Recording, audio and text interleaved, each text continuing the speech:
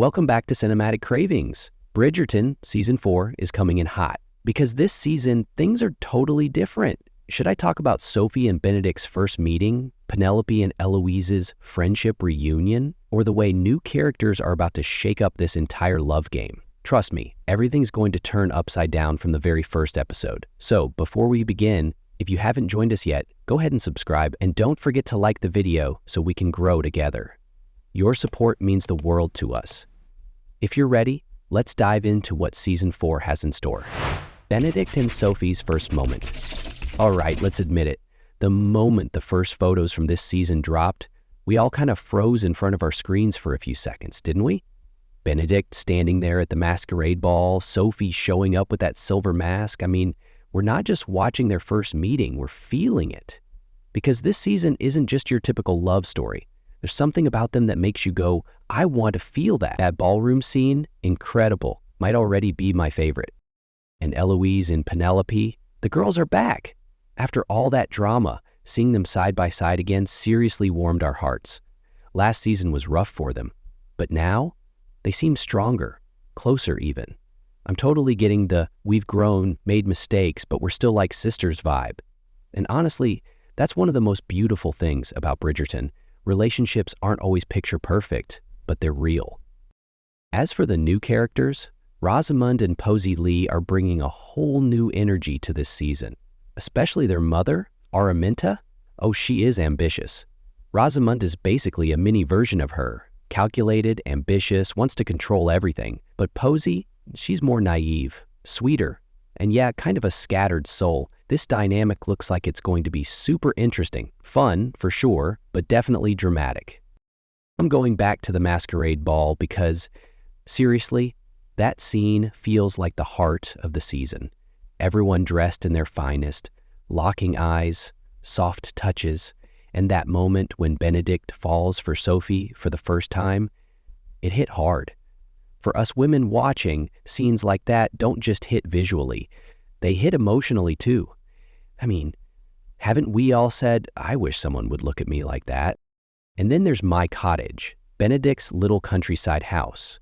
From the photos, it looks super peaceful, but there's also a kind of loneliness there. I think it's not just his place to escape, it's also where his relationship with Sophie is really going to take shape. And when I saw those shots, I thought, this season isn't just about love, it's about finding yourself too.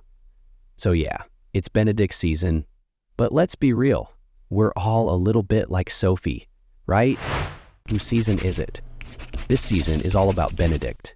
And yes, finally, we've been waiting a long time for him to have his own story. After Anthony's passion and Colin's romance, it's finally the middle brother's turn. But here's the thing, Benedict isn't the classic, I found love, let's get married kind of guy. He's more bohemian, confused. He lives life through art and freedom, basically us. And that's when Sophie enters his life, with masks, secrets, and an incredible sense of grace. Sophie Beck is a maid, but she's far from ordinary. This girl is strong, smart, and incredibly patient. No matter what, she stands tall. Benedict is drawn not just to her beauty, but to who she is inside. And the secret Sophie keeps, her status, her identity, her past, they add real drama to the story. Sure, it's a fairy tale, but it's like they took Cinderella and rewrote it for Bridgerton. Stronger, more feminist, more like us. Benedict's inner struggles are also at the heart of the season. Unlike the other male characters, he doesn't blindly follow the system. He wants to love, but on his own terms. And his pull towards Sophie breaks down his walls. So yes, it's romantic, but we're also watching real character development. Let's admit it, we're tired of empty love scenes. These two are going through something real, and you can feel it in every scene. And of course, the chemistry between them. When Sophie and Benedict first meet, everything is so electric. There's tension, but also a delicate bond forming. This isn't a they locked eyes and fell in love moment. It's something that builds over time. And as you're watching, you're constantly wondering, is this when he finds out? When is that secret going to explode? That's one of Bridgerton's biggest strengths. It shows love not just as sweet and romantic, but also messy and complex. This season isn't just a love story. It's Benedict's journey of self-discovery, Sophie's fight to be heard. These two complete each other, but first, they have to complete themselves. And I think that's a powerful message, especially for female viewers. Love is wonderful, yes, but you have to learn to be yourself first. That's exactly what Season 4 is about, and that's why it's worth watching. New arrivals, familiar faces. Bridgerton introduces new characters every season, but this one, oh, it's packed. First, Rosamund and Posey Lee arrive in Mayfair. And girls, these two sisters come from totally different worlds. Rosamund is her mother's favorite. Every move is calculated, she's got her eyes on Benedict, and she's seriously goal-driven. She's got major dramas coming from here energy. You know when you're watching and you're like, yeah, she's definitely up to something? You know, that vibe. Posey, on the other hand, is the complete opposite. She's more naive, sweeter, but just as overlooked. Araminta basically ignores her. Sometimes it's like you can barely hear her voice. But that's exactly why she's going to stand out. Because one of Bridgerton's greatest strengths is giving ignored characters a moment to shine. And I have a feeling Posey might be the surprise character of the season. We all love a good underdog story, don't we? Of course, it's not just the new faces. We're also catching up with fan favorites. Kate Sharma is back. Yup, Anthony's wife. I'll admit it, I've missed Kate since Season 2. Her intelligence, her confidence, and also her vulnerability, it all feels so real to me. And if anyone's going to be there to support Sophie as she steps into this world, it's definitely Kate. Girl power? Check. And Eloise and Penelope, their reunion isn't just nostalgic, it's emotional. Penelope's been through a lot because of the whole Lady Whistledown situation. Eloise has grown a ton while trying to find her own way. This season, we're going to see a new kind of balance in their relationship. They're not teenagers anymore. Life is real. Relationships are messy, but their bond is still strong. That dynamic, it's true female friendship, and I think it's one of the most valuable parts of the show.